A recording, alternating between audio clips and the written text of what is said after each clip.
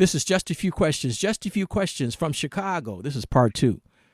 I'm your host, Marc Sims from Chicago. I had Syron Smith. Hey, Syron, man. Syron Smith is the founder of the National Block Club University. Man, we were talking, and my software just froze on me, man.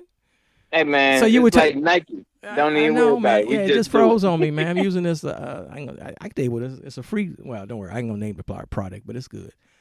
You were talking about Detroit. We were talking about, and I was saying that there's some people in Chicago, unfortunately, it's not their fault, who've never been to even Milwaukee. Milwaukee's real close. There's probably people in Milwaukee never been to Chicago. And if someone is, and especially a young person, if someone takes you to these other cities, they have to put it in context. They got to tell you, give you a little story about it so you can learn and remember what you saw. So you were talking about a story about Detroit. You took some young people to Detroit? Every year in December we go to Detroit. It's our tour, and so Detroit got a lot of missing houses, housing stock, a lot of blocks with 2 or 3 houses on it.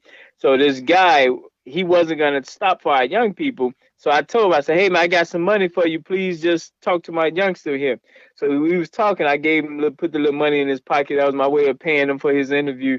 And then he was talking to him, and at the end of it, I asked him on video. I said, "So you been to Chicago?" And he said, "I've never been to Chicago." He 53 years old. 53, never been to Chicago. He 4 hours away from Chi-Town. Never seen Navy Pier. Never seen Millennium Park, Grant Park.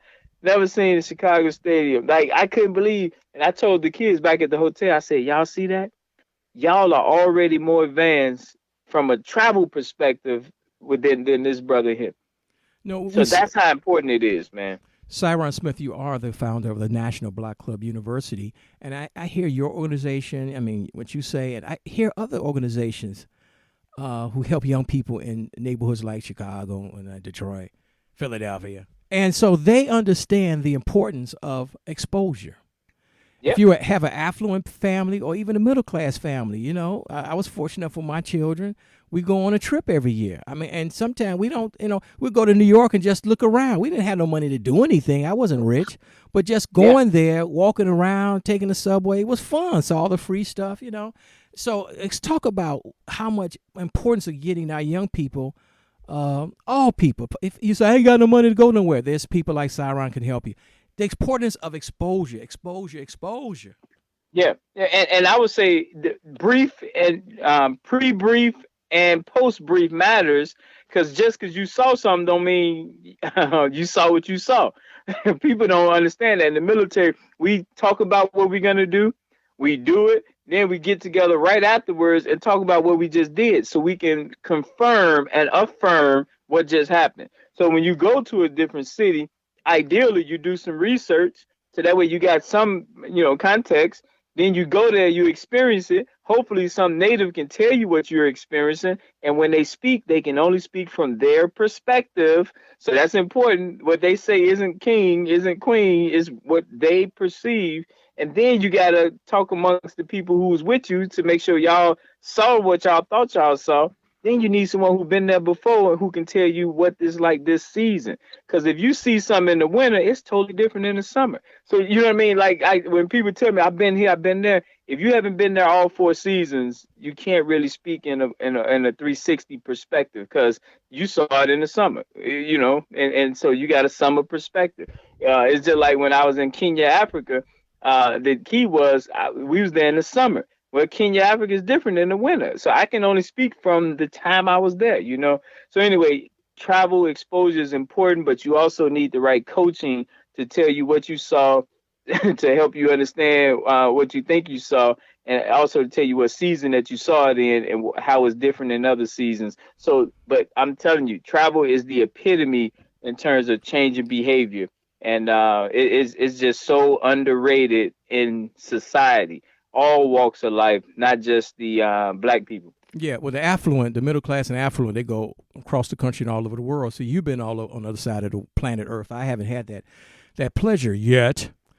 But I think even the affluent, because I think they get a screwed perspective too. Because what they do, I call it feeding into the gap, right? So they'll go to Kenya, but they'll go to the places where it's safe. Like when I went there, they told us don't go across the river. I went across the river because it was my only time in Africa. I wasn't gonna miss that. But I see why they said it. I could have been kidnapped. Not here talking to you today. But my point is, even the rich, it's certain places that's off limits to them, so they can only speak from their experience, from their safe experience. They can't speak from the other side. No, And I say that to everybody that went to Africa, you went to the tourist places. You went where it was safe at. You didn't see it from the other side, most well, likely. and that's So not to put them down, but I get your point one hundred no, I'm percent. saying just check your perspective is all I'm Yeah. saying. Know that just because you've been there don't mean you've seen it all. That's all I'm saying. Right. Oh yeah, most definitely. There will, and I got a few stories, and we'll be done. And you can chime in after my stories. my stories. I was make a long story short. I was talking to a young lady in her early 20s, and she spent very sweet young lady. She spent she's from Chicago. Spent 10 years in Cleveland. And I said, did you when you were in Cleveland for 10 years, growing up in Cleveland a little bit? And I said, did you get a chance to see Niagara Falls? Because Niagara Falls is maybe what 3 hours at the most from Cleveland to Buffalo to Niagara. Only about 3 hours. And she said no. And which is that's not her fault, but someone should have at least enough curiosity and maybe a little but few dollars to say we're gonna get in the car, we're gonna put our money together, and we're gonna take a day trip to the Niagara Falls. And people, if you never seen the Niagara Falls, it's worth seeing. Niagara Falls is worth seeing. But tell a story that you want to tell that New York story about taking a young man to New York and coming back home. I mean, it's really sad, and it's an indictment.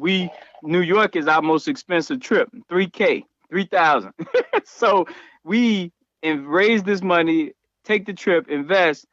This young man, he get to see a lot of stuff in New York, Brooklyn. He in Manhattan. He in Harlem. He in Central Park. All of this. He's so excited. We drive back because it's a long drive. We get home to Chicago 11 Sunday night. He got school in the morning. All his male family members on the front porch, mean mugging us, pulling up. Like, who is this van pulling up? What's up? What's up? Now, you go shoot the van up with your family member in it, So then I get out because I'm chaperoning, so I got to make sure he get in.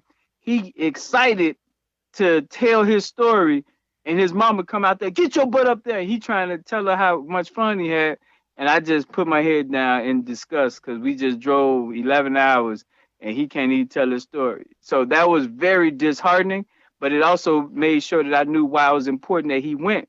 Because when he went back to the bedroom, no one can take his experience away, even though they beat his spirit as soon as he got out the van.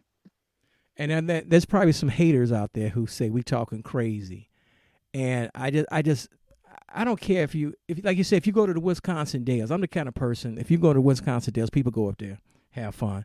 I said, well, take a little side trip, just roll through town roll through Madison, the capital of Wisconsin, see the state capitol building, a little bit of the University of Wisconsin at Madison, see a little side trip and whatnot.